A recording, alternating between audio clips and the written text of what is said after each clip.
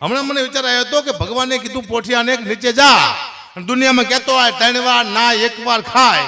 પોઠિયો નીચે આવ્યો પણ બિચારો ભૂલી ગયો કે 3 વાર ખાય 1 વાર નાય, એટલે આપણે 3 વાર ખાઈશી 1 વાર નહીં છી.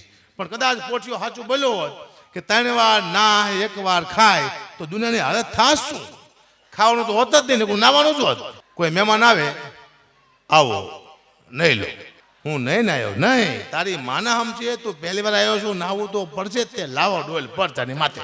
પછી અન્ન ક્ષેત્ર ન હોત, સ્નાન ક્ષેત્ર હોત. મોટા તલાવ ભર્યા હતા, ઘનશ્યામભાઈ બધા પૈસા આપ્યા ને, પાણી ના આપવા પડે. પાણી જ હોત ને, જાજુ પૈસા જાજુ પાણી હોત કે ભાઈ મારા 5 બેરલ પાણી, મારા 20 બેરલ પાણી, જાજુ પાણી. અન્ન ક્ષેત્ર નો સ્નાન ક્ષેત્ર હોત. હાલો ખાવા એમ નહીં, હાલો નાવ, આખું આમ ધુમકા મારતું ધમ મજાનું. પછી કોઈ મોટો માણસ સુખી અમારા ભરસથી જેવો, તને બહુ મોટું નામ હોય, જાજા નવરાતા એ દુઃખની વાત છે પણ કરવી પડશે મારે. જીવનમાં આનંદ કરો, બાકી કહીશું છે ને. જય સીતારામ. મને